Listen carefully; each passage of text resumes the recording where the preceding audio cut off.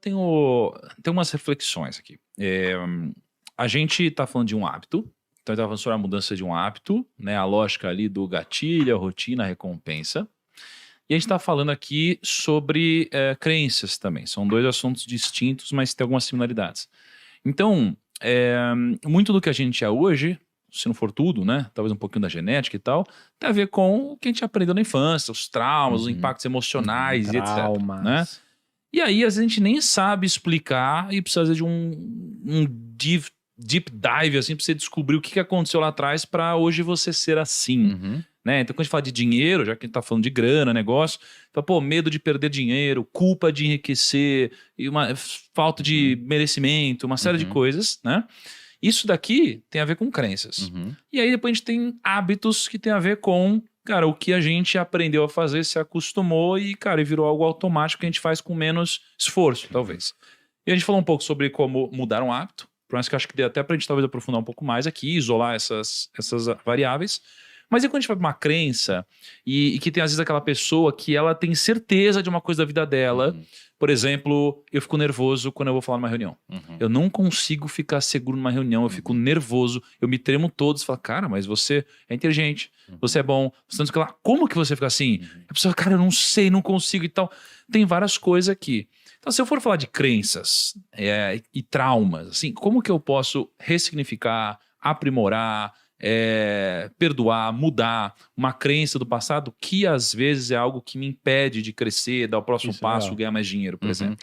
A gente, dentro da psicologia de uma maneira geral, essas crenças que você citou, elas têm dois nomes diferentes que dizem mais ou menos a mesma coisa, dependendo da perspectiva epistemológica que você for estudar a questão. Tem uma que a gente chama de crenças centrais, que são padrões fixos de comportamento que você desenvolve durante a sua vida devido à sua interação com o ambiente, com a sua história pregressa e como as pessoas... Por exemplo, você pode ter uma crença de desamor. O que é isso? Muito comum em pacientes com depressão. Crença de desamor, crença de incapacidade, crença de insuficiência. No ensino fundamental, você sofreu bullying. Bullying, seus pais se separaram, não sei o que, seu irmão não dava bola pra você, alguma coisa assim. No ensino médio, você tinha uma namoradinha e descobriu que ela te traía um tempão com o cara da escola X lá, que era descolado, e você passou ali de corno na frente de todos os seus colegas e tal. Mais uma moedinha dentro desse sistema de crença. Na faculdade, você não tinha muitas pessoas para conviver, e aí você vai criando pilares, camadas sedimentares de experiências que vão formando a sua visão de mundo e forma como se fosse uma lente pela qual você enxerga o mundo. Se você pegar, por exemplo, falar em público. Falar em público é uma situação específica. Tem pessoas que enxergam a mesma situação de forma distinta. Você enxerga de um jeito, uma oportunidade de falar em público, vou lá.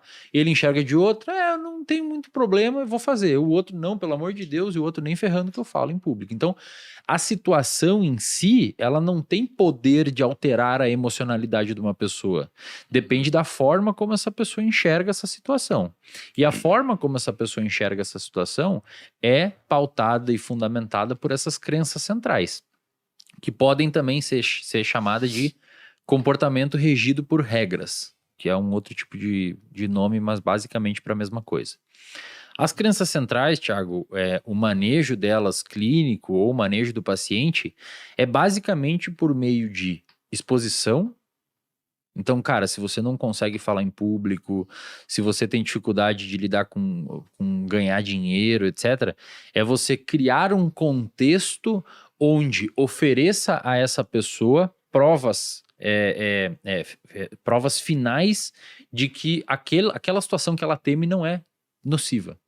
Então, o cara tem medo de falar em público, a estratégia padrão ouro para conseguir manejar isso é expor o cara e falar em público. Tipo, num ambiente controlado. Num ambiente controlado. Sei lá, ele levanta no jantar com a família dele e sempre faz um discurso. Exato, isso. E começa sempre em nível hierárquico pequeno. Por exemplo, eu já tratei paciente com fobia social grave, que não conseguia falar com um colega de trabalho no elevador, assim, era realmente... A gente começou com dar bom dia pro porteiro, cara. A partir de agora, todo dia você vai dar bom dia pro porteiro. Na próxima semana você vai falar com o caixa do supermercado. E assim a pessoa foi se expondo, foi vendo que aquilo ali não tem problema nenhum e que a associação que ela estava fazendo entre o pânico de falar em público e como se fosse um problema muito sério, ela é uma associação que não tem fundamento nenhum, só existisse medo na cabeça dela. É como se a gente limpasse as lentes do paciente, permitindo com que ele enxergasse o mundo de uma forma mais fidedigna. É tipo meio que mostrar pra ele que não tem problema nenhum. Né? Exato. Esse hoje é o padrão ouro, cara, que a ciência mostra para lidar com crenças centrais e principalmente, né, nesse caso não seriam necessariamente crenças centrais, mas esses comportamentos fóbicos. Crenças, cara, a forma que a pessoa se enxerga, eu não sou amado, as pessoas são melhor que eu não consigo, eu sou inferior, eu sou insuficiente, envolve um trabalho bastante difícil, porque normalmente essas crenças são muito rígidas. Como elas são formadas durante a história do indivíduo, é muito difícil você convencer ele que ele não é aquilo. O indivíduo ele fica se esgueirando e encontrando situações, fazendo um cherry picking que justifica a insuficiência dele. Por exemplo, você tira 10 em 3 provas, em uma você tira 9 e fala, viu? Sou burro. Não sou bom o suficiente. E ele esquece que tirou 10 nas outras e fica entrando em cima daquele 9 que ele tirou. Então, é interessante se fazer um trabalho nesse sentido de ressignificação da forma como esse indivíduo interpreta o mundo e principalmente, de preferência, expondo ele a situações que coloca contra aquilo que ele imagina ser verdade.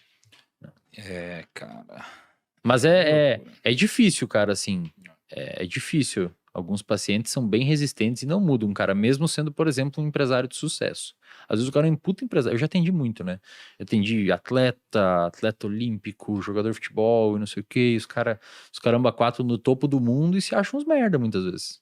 E por que você acha que o cara não consegue mudar isso, mesmo tendo um acompanhamento profissional e sendo um cara tão performático em outras Ele áreas? consegue lidar com aquilo, mas não consegue mexer. E muitas vezes, eu já falei pra vários, tá? E aí a galera da psicologia às vezes me desce o pau quando eu falo isso. Eu falo, cara, muitas vezes você nem precisa mexer nisso nele, porque foi o que fez ele estar lá.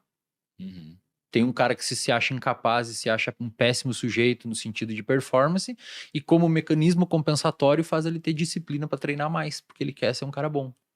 Aí você tira essa sensação dele de se achar não tão bom o suficiente, às vezes ele relaxa e procrastina o treino. Então, às vezes, aquela sensação ruim foi o que levou ele a chegar lá. Só que aí, claro, quando ele chega lá, ele fala, bom, agora eu já cheguei onde eu não quero mais essa sensação ruim. E eu falo, beleza, cara, a gente vai trabalhar isso. Primeiro, vai ser muito difícil você tirar isso de você. Você vai aprender a conviver com isso e não tirar isso de você. E você tem que entender que isso pode ter tido uma função significativa na sua vida para fazer você chegar onde você tá. Sim. Os medos são excelentes motivadores.